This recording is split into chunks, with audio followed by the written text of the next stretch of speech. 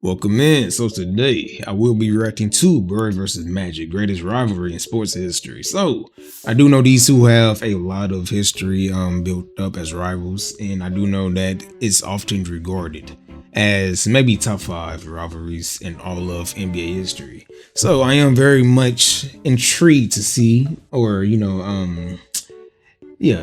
to see how great this rivalry was. Also, I was requested to react to this video, so if you do have any requests, make sure to drop them down below. There's been a ton of Larry Bird requests, and I have no problem doing them, so if there's more, just let me know. Anyway, let's get to it. You can't talk about Magic Johnson's career without mentioning Larry Bird. Yes, I can.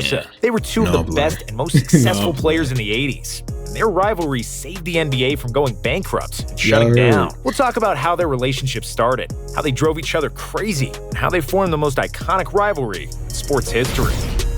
Growing up, Larry Bird was born in 1956 in French Lick, Indiana. 2.5 years and 357 miles up north. Did he say Larry Bird and then showed a black baby? No, I'm playing. I know what he was saying. But at first, it did kind of catch me off guard. And then I realized he was showing Magic, and then he was about to transition into, Magic's backstory, but it is kind of funny seeing him or hearing him speak about Bird and where he grew up, and how old he was, and then him showing a black baby is kind of funny though. Sports history. Growing up a little bit. Larry Bird was born in 1956 in French Lick, Indiana. 2.5 years and 357 miles up north. Irvin Johnson said hello to the world from Lansing, Michigan. There were a lot of differences between the two, but there were also many similarities. Both hailed from big... That picture was funny. There were a lot of different... Bro, this is a picture your mama hangs up or, just frames and just keeps around the house. You never want anybody seeing, like a friend or... maybe a girlfriend if you're a girl, then a boyfriend, or if you're into girls, because I do like girls who like girls. No, I'm playing. No, I'm not. But this is a picture you just never want to see the light of day, bro. Like it's not bad. It's just between the two, but there were also many similarities. Both I knew he was a headache growing up. Lansing, Michigan. There were a lot of differences between the two, but there were also many similarities. Both hailed from big, working-class families and knew the values of hard work and sacrifice early on. Irvin was a flamboyant kid who wanted to get as much attention as possible. He was the most popular kid in high school and a prom king, while Larry mainly wanted to be left the hell alone. When he had to get up and speak before the class, Bird wouldn't do it and would rather get an F than draw any attention to himself. However, these two polar opposites outside of basketball were the mirror images of each other once they had the ball in their hands. Both 6'9", not overly athletic, but I had no idea these two were both 6'9". I knew Magic was tall. He's often regarded as one of the tallest point guards in league history. So I knew he was tall, but I never knew he was 6'9". Crazy. Crazy, that boy. Each other once they had the ball in their hands. Both 6'9", not overly athletic, but extremely smart and super confident. They both saw the game 2 or 3 moves in advance. Both were team-oriented, and they had an equal desire when they played to win above all else. Magic won the state championship as a senior in high school, averaging 29 points and 17 rebounds, after which he decided to attend Michigan State. Bird averaged 31 points and 21 rebounds as a senior, and he got the scholarship from the Indiana Hoosiers. Coached by Bobby Knight, the Hoosiers were one of the country's most successful and famous collegiate basketball programs. However, Bird lasted only 24 days at Indiana University. More than 30,000 people at campus and less than $100 in his pockets were too overwhelming for a hick from French Lick. So Larry returned home to a town of 2,000 inhabitants and became a garbage man. He drove the garbage truck, painted park benches, cut grass, fixed what needed to be fixed. His mom didn't speak to him for months because he ran away from a college scholarship, and after a year of picking up garbage, Larry decided to return to the university. However, he opted to go to a much smaller Indiana State, which was much more suited for his social skills at the time. While the Hoosiers won their 3rd NCAA title in 1976,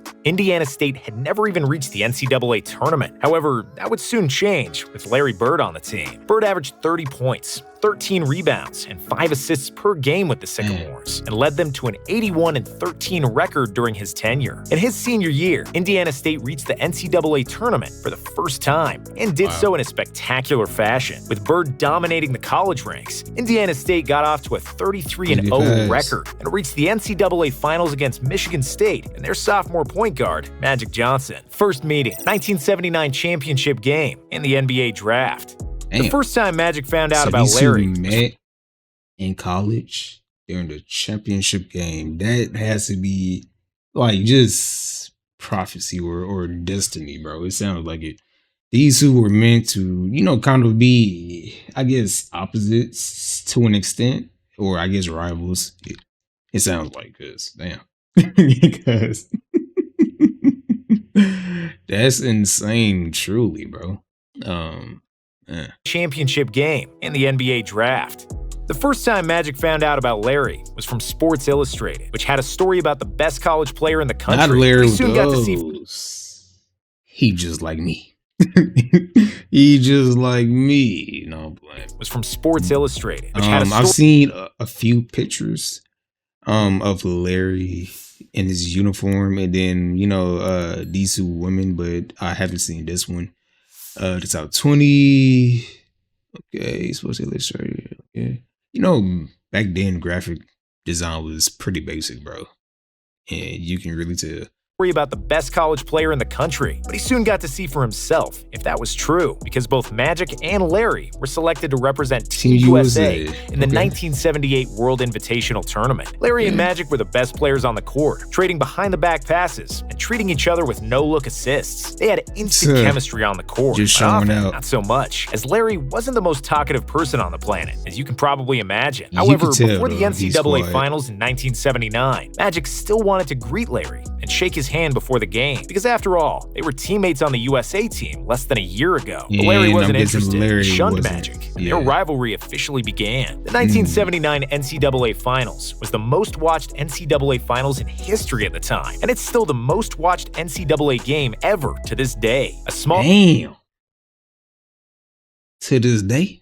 To this day, we've had so many legends come through and play, in college and stuff. But we've also had a lot of legends skip college as well. Anyway, so just hearing this is kind of crazy, because this was what he said 1978 or 79 championship game, I believe. That's insane, bro. And then like nowadays we have so many platforms that help to boost, just the popularity levels of certain events or whatnot. And you would think that today, because currently basketball is around its biggest, unless it's been taking a decline, because I know you have to watch or you have to pay for so many what's it called, like so many streaming services just to watch one game. So I'm sure viewership is in decline somewhat, but still, bro. Today, you would just assume.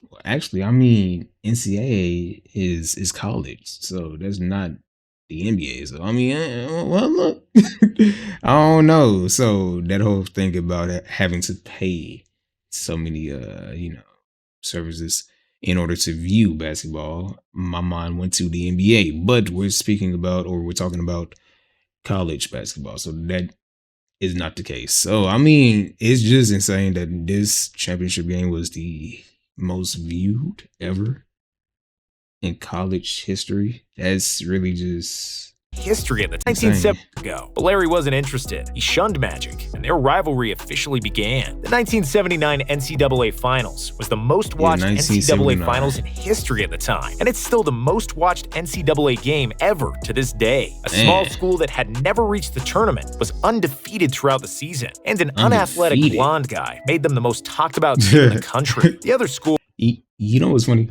I got a lot of shit for calling Bird unathletic, which I mean, he's athletic, obviously, but I meant it as, he's not as athletic as, the players he's playing against. He isn't as athletic as these players. I'm not saying he's just, just ass. But I don't know. Hearing him call him unathletic too is kind of just like, I mean, ever to this you know, day. A small school that had he never kind of reached the was, tournament but was I mean, undefeated throughout the season, and an unathletic he's blonde still guy though. made them the most talked about team in the country. The other school was led by a 6'9" point guard, which was never seen before. One was black, one white. One was outgoing and smiled for the crazy. reporters. One was shy and gave short one-sentence answers. They were the polar opposites from the Just outside, like me. but their games were so similar, and that's what wrote the narrative and brought national attention. When the actual game started, two guys guarded Bird the entire game, and he struggled to get an inch of free space. Larry knew he had to score 40 for his team to beat the favorite Michigan State. However, Bird had a bad shooting night. He missed 14 of his 21 shots, and Michigan State won by 11. Bird always says that it's the toughest loss of his career. After the NCAA Finals, both Magic and Bird turned pro. The Lakers selected Magic with the first overall pick in the 1979 draft. Bird was picked 6th by the Celtics in 1978, and that was the last year a player could still stay in college after getting drafted. NBA saviors.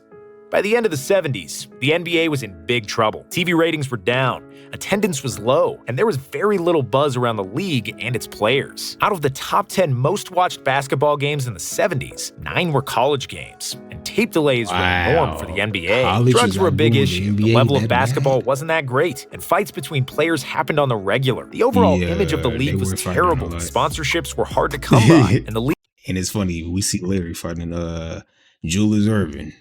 Them boys not going to it. Them boys happened getting on the to regular. it. The overall Them image of the boys league was getting terrible. to it. Sponsorships were hard to come by, Why and the did he league punch this nearly man? collapsed by the end of the Why 70s. did he punch However, this when man? Bird and Magic came to the NBA in 1979, they brought the hype that This surrounded gives them. me the black dude handshaking the white dude meme.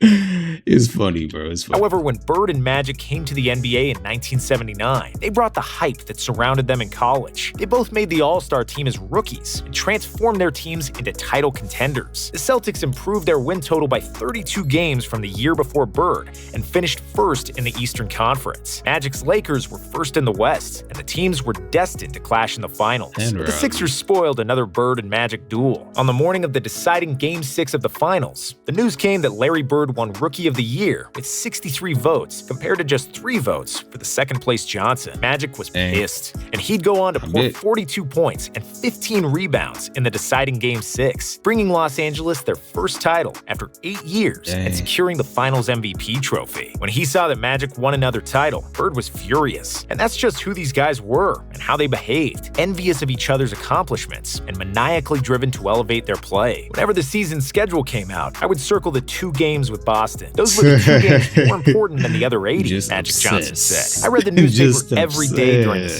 season. I was only interested in one thing. What numbers did Magic Johnson have last night? Said Larry Bro. Bird. In 1981, This is Bird so won his funny maiden to me, title bro. with the Celtics. And in 1982, Magic won another one with the Won another Lakers. one. After that, the league was essentially Bird and Magic. And then everybody else. TV doubleheaders always featured the Lakers and the Celtics against whomever they happened to be playing. From 79 to 84, the NBA's TV ratings rose significantly. Attendance jumped 42% from 1979 to 89, 42%. easily the biggest gain among the 4 major American sports. While some credit has to go to David Stern and some to Michael Jordan, I've never seen David Young, bro. 4 major American sports. While some I've always seen this man old as hell. And his mustache, buddy. Somebody should have told him. Somebody should have told him, cut that shit off, David. Because it don't look good. 9 to 89. Ref is bald, and I just realized. Easily the biggest gain among the 4 major American sports. While some credit has to go to David Stern and some to Michael Jordan, the main reason for the NBA's rise has to do with Bird and Magic. They were 2 phenomenal players who got drafted to the most iconic franchises and embodied the drama of American race relations, but did nothing to stir up the hatred themselves. Fine. Bro, hearing them talk about race and then showing Magic not Magic, but Bird surrounded by black The people. drama of American race relations. Black people but just did in his nothing to face. This video is kind of funny, man. Oh my god. iconic franchises and embodied the drama of American race relations, but did nothing to stir up the hatred themselves. Finals clashes. After the Sixers I didn't hear defeated the about this. Celtics and the Lakers to win the title in 1983, Bird and Magic finally both advanced to the greatest NBA stage in 1984. The final series was tough and tightly contested, with the winner decided in Game 7. The Celtics played at home, and Bird was never more determined to win. Magic played badly down the stretch, and Larry finally got his revenge for the NCAA title loss in 1979. Averaging 27 points and 14 rebounds, he was named the Finals MVP, while the media butchered Johnson for his mistakes in the deciding moments. As a result, Magic was on a mission for the 1985 season and played the basketball of his life. The Celtics and the Lakers met in the finals again, and after a first game that finished 148 to 114 for Boston, it seemed like the Lakers didn't have it in them. However, after a big bounce back from Kareem, Magic steered LA to victory in 6 games and their first title in 9 NBA Finals against the Celtics. In the summer of '85, after that final series, a monumental shift happened in Bird and Magic's relationship. They starred in a Converse commercial together, with Magic visiting French Lick and spending time in Larry's home with the entire Bird family. For the first time ever, they talked and exchanged more than 2 sentences. After that, they struck a friendship, but their rivalry was as bitter as ever. The Celtics won the title. It took that long for Larry to speak to this man. Bro, Larry was about business. That's that Mamba mentality. Because, bro, it took you this long to speak to this man. Oh, my God, bro. Larry was about business, man.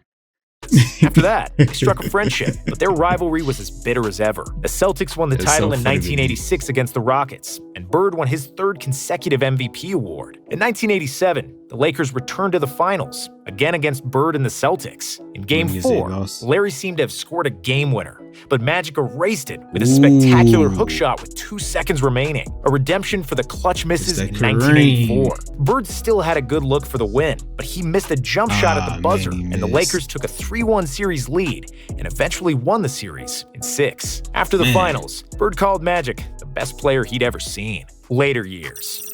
As Magic soared and won another title in 1988, Bird was breaking down. He injured his back while chopping wood in French Lick in 1985, and the injury worsened every season. He missed almost the entire 1989 season with a torn Achilles, and when he came back, he needed nearly 3 hours of preparation and spinal adjustments to play basketball. He was under enormous pain, and it was hard for him to walk, let alone play. But being a tough SOB that he was, he stuck around until 1992, even though he should have probably retired in 1988. Magic kept winning MVPs by the turn of the decade, and the Lakers kept making the NBA Finals. However, they couldn't defeat the Pistons in 1989 and the Bulls in 1991 to claim the title. Before the 1992 season had started, Magic received terrible news. He contracted HIV and subsequently retired from the NBA. Bird was in shock, and he immediately called Magic. Johnson confirmed that the news was true, and he later said that the call from Bird meant the world for him because he realized how much affection Larry really had for him, despite their rivalry.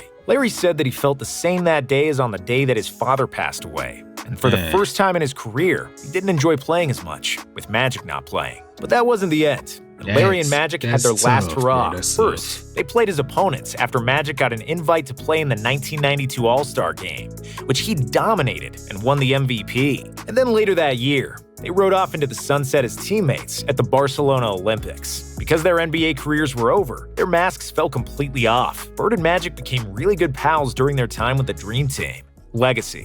Magic and Bird played against each other 37 times in their NBA careers, and Johnson won 22 of those games, compared to Bird's 15. When it comes to trophies, it was 8 finals, 5 titles, and 3 MVPs for Magic, and 5 finals, 3 titles, and 3 MVPs for Bird. In the end, Magic won more hardware, but Bird was likely a more complete player because he was a better shooter, especially early on. Both players worked extremely hard to outplay the other, and were each other's biggest motivation. Their rivalry was the biggest storyline in the 80s, and it saved the NBA when they desperately needed saviors. In 2010, Larry and Magic wrote a book together, and in 2019, they got the NBA Lifetime Achievement Award together. Even though they are still polar opposites, Larry and Magic always seem to be intertwined and go together like peanut butter and jelly. Peanut butter and jelly. Oh, God. Okay, so we learned a little. Hold on. Okay, so we learned a little bit about Bird and Magic's greatest rivalry. Just one of the greatest rivalries in NBA history. And it's like, bro, it's really kind of just heartwarming, At first, it kind of got off to a rocky start because Bird was really just, a very competitive player, and he wasn't really into just being cordial. I said cordial, Lord, cordial. But the enemy, I guess, if you want to say that. Anyway, just seeing how these two kind of grew to love each other and not hate, because it could have easily turned into them both just kind of despising each other. But it was all just healthy competitiveness, So I'm glad these two didn't end up hating each other, bro, because it could have been something else. But it was a very fun watch,